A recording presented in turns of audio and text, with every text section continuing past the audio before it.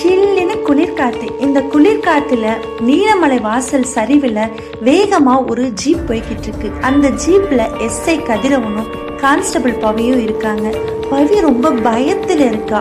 அது ஏன் அப்படின்னா, நீலமலை வாசல் ஒரு அழகிய குன்று சூழ்ந்த சிற்றூர் தான். ஆனா கடந்த சில வாரங்களா அங்க அழகுக்கே ஒரு ரத்தக்கடை படுகிற மாதிரி 3 தொழிலதிபர் அடுத்தடுத்து கொலை செய்யப்படுறாங்க. அது பங்களால, சொகுசு பங்களால கொலை செய்யப்படுறாங்க. அந்த கொலையாளின் சோடு எதுவுமே கிடைக்கல. அதனால கதிரவனும் பவியும் இப்ப கடைசியா கொலை நடந்த அந்த பங்களாவை நோக்கி தான் போய்கிட்டு இருக்காங்க. பழைய கால பாணியிலான மலை சரிவு ரொம்ப தனித்து மெதுவா போய்கிட்டு இருக்கு. ஒரு மாளிகை, அது ரொம்ப மிகப்பெரிய மாளிகை. அதுல ஜன்னலெல்லாம் ரொம்ப கடுமையாகவும் மர்மமாகவும் மூடப்பட்டிருக்கு. பங்களாவை சுத்தி காவலர்கள் எல்லாருமே சூழ்ந்திருக்காங்க. உள்ளேயே போய் ஆய்வு செய்து பார்க்க மூத்த கான்ஸ்டபிளான செந்தில் உள்ள போறாரு. அங்க உள்ள போனனே செந்தில் பார்த்துட்டு, சார் எதுவும் கிடைக்கல அப்படின்னு சொல்றாரு. செந்தில் தலையாற்றாரு. அப்போ அந்த இடத்துல இருக்கிற கதிரவன் என்னவா இருக்கணும் பவியை பார்க்கறது. பவியோ ஏற்கனவே பயத்துல இருக்கா. உடனே ஏதாவது கண்டுபிடிப்போம் சார் அப்படிங்கிற மாதிரி கண்களையே ஜாட சொல்லிக்கிறா. உடனே எல்லாரும் தரையில தேட ஆரம்பிக்கிறாங்க. அன்னைக்கு இரவாகுது. அந்த இரவுலையும் அந்த பங்களாவே தங்க முடிவு செய்யறாங்க. பழைய மாளிகை, தனிமை, இரவு ரொம்ப அமைதியா இருக்கு. பயத்தை இன்னும் அதிகமா கூட்ட ஆரம்பிக்குது. பவி தூங்க முடியாம ரொம்ப தவிக்கிறா. ஏன்னா அந்த பங்களாவுனா அவங்க தங்குறாங்க இல்லையா, அதனால ரொம்ப பயத்திலேயே இருக்கா.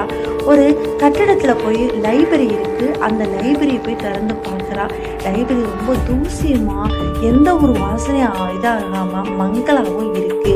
அதுல புராண கதைங்க, மர்ம கதைகள் சொல்லிட்டு நிறைய புத்தகங்கள் அடக்கியிருக்கு. அதுல திடீர்னு ஒரு புத்தகம் மட்டும் பக்கங்கள் மெதுவா புரள ஆரம்பிக்குது. அதுவாவே புரளுது. அங்க ஆட்கள் யாரும் இல்லை. இதை பார்த்தோன்னே பவிக்கு ரொம்ப பயம் ஏற்படுது. என்ன இது, புத்தகம் தானாகவே புரட்டிட்டு இருக்கே அப்படிங்கிற மாதிரி பயப்படுறாங்க. அந்த புத்தகத்தை அப்படி என்னதான் இருக்குன்னு சொல்லிட்டு புத்தகத்துல போய் பார்க்குறாங்க. பவிக்கு அதை விட அதிர்ச்சி என்ன அப்படின்னா, அங்க கதிரவனும் பவியும் இறந்தவங்கள மாதிரியான ஓவியங்கள் அங்க வரையப்பட்டிருக்கு. இதை பார்த்தோன்னே பவிக்கு ரொம்ப பயங்கரம். வீர்னு கத்த ஆரம்பிக்கிறா. பவி கத்தனோடனே அந்த அலமாரி தள்ளி விடுறா. அந்த அலமாரி தள்ளி விட்டதுக்கு அப்புறம் அந்த அலமாரியில அடுத்த பக்கம் ஒரு சுவர் இருக்கு. அதுல மர்மமான ஒரு கதவு இருக்கு. அந்த கதவு வழியா என்ன இருக்குன்னு போய் பார்க்க விரும்புறா. உள்ள போறா. அங்க போனோடனே பார்த்தா அங்க ஒரு இருட்டு அறை. அந்த அறை ஃபுல்லா அங்க ஒரு மேஜ் இருக்கு. அங்க ஒரு கருப்பு பொம்மை இருக்கு. அந்த சிலை பேச ஆரம்பிக்குது. உடனே கத்தி இங்கிருந்து அறையிலிருந்து வெளியில போகணும்னு வெளியில போக நினைக்கிறா. ஆனா வெளியில போக முடியல. அதே சமயத்துல இங்க கதிரவன் தூங்கிட்டு இருக்காரு. திடீர்னு அவர் கனவு வருது. அந்த கனவுல அந்த கருப்பு பொம்மையான மலைமகன் சிலை தோன்றி அது சொல்ல ஆரம்பிக்குது, நான் நீல நில மலைவாசலின் காவல் தெய்வம் அப்படின்னு சொல்ல ஆரம்பிக்குது. இந்த ஊரின் பாதுகாப்பை காக்க நான் இங்க வந்தேன். ஆனா இங்க ஒரு தீய சக்தி உருவாயிருக்கு. இது எல்லாம் அடக்கி வச்சிருச்சு அப்படிங்கிற மாதிரி கனவுல சொல்ல ஆரம்பிக்குது.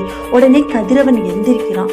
அதே சமயத்துல அங்க பவி மாட்டிக்கிட்டு முடிச்சிட்டு இருந்த அந்த அறையை விட்டு வேகமா வர்றா. வந்தோடனே என்ன நடந்தது அப்படிங்கிறத கதிரவன்ட்ட சொல்றா.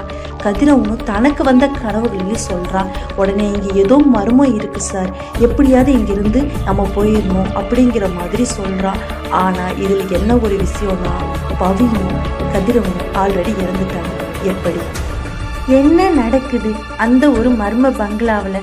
அடுத்தடுத்த தொடர்களில் எதனால நடக்குது? இது மர்மமாவே இருக்கு. அந்த ஊர் மக்களுக்கு இது மர்மமான பங்களாவாகவே இருக்கு. ஓகே ஃப்ரெண்ட்ஸ், இந்த மர்ம கதை உங்களுக்கு பிடிச்சிருக்குன்னு நினைக்கிறேன். மறக்காம லைக் பண்ணி சப்ஸ்கிரைப் பண்ணுங்க. எதனால அவங்க இறந்துருப்பாங்கன்னு உங்களுக்கு தோணுச்சுன்னா கமெண்ட் பண்ணுங்க. அடுத்த வீடியோல நான் மறுபடியும் உங்களிடம் சந்திக்கிறேன்.